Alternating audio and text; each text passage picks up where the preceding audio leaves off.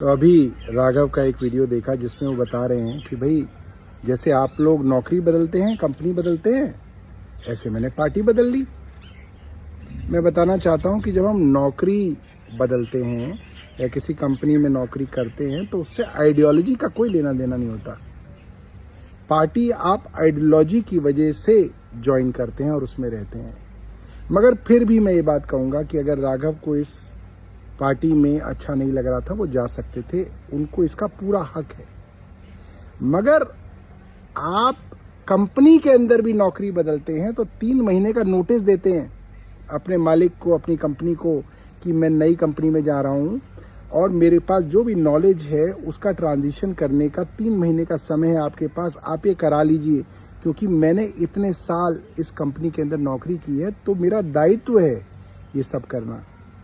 मैं जिस कंपनी को छोड़ता हूं उसको बर्बाद करने के लिए षड्यंत्र नहीं करता। आपने क्या किया? आपने जब आपके ऊपर ईडी का शिकंजा कसा तब तय कर लिया कि आप भारतीय जनता पार्टी ज्वाइन करेंगे, मगर आपने किसी को बताया नहीं। आपने भारतीय जनता पार्टी के साथ एक षड्यंत्र तय किया। भारतीय जनता पार्टी पहले दिन से इस षड्यंत्र का हिस्सा थी। दोस्तों, कैसे थी? इन्होंने कहा कि मैं अब अपनी एक अलग इंडिविजुअल मिडिल क्लास के मुद्दे उठाने वाले युवा की इमेज बनाऊंगा और उसके अंदर मदद करेगी भारतीय जनता पार्टी। कैसे करेगी?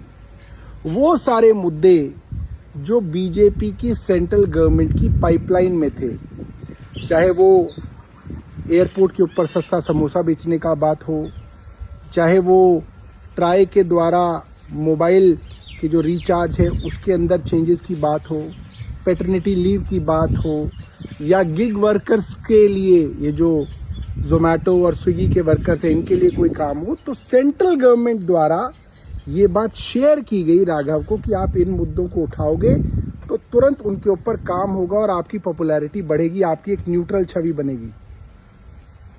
सेंट्रल गवर्नमेंट के पास हर बार मौका था कि वो या उनका कोई मंत्री पार्लियामेंट में खड़ा होकर इस बात को कहे कि राघव जो बोल रहे हैं ये ऑलरेडी सरकार का काम है, मगर कॉन्ट्राडिक्ट नहीं किया गया। क्यों नहीं किया गया?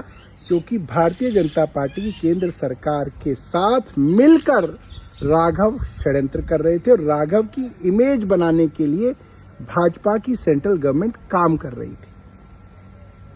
इसलिए मैं कहता हूं, आपको पार्टी छोड़नी थी, आप छोड़ सकते थे, लोग आपको गाली नहीं देते राघव, मगर आपको गाली इसलिए दी जा रही है क्योंकि आपने अपनी पार्टी के साथ, जिसने आपको सब कुछ दिया, आज आपकी शादी भी अगर हो पाई है ना, वो इसलिए हो पाई क्योंकि आप इस पार्टी के द्वारा राज्यसभा के अंदर मेंबर बनाए गए। आप एक राज्यसभा मेंबर थे, वरना कोई नहीं पूछता आपको। और आपने उस पार्टी से कोई भी नाराजगी हो आपकी, उसके खिलाफ आपने पूरा षड्यंत्र किया। पार्टी की राज्यसभा की पूरी टीम को तोड़ के आप ले गए। इसलिए लोग आपको गालियां दे रहे हैं और कितनी ही आप दलीलें दीजिए, आपको लोग गालियां सही दे रहे हैं।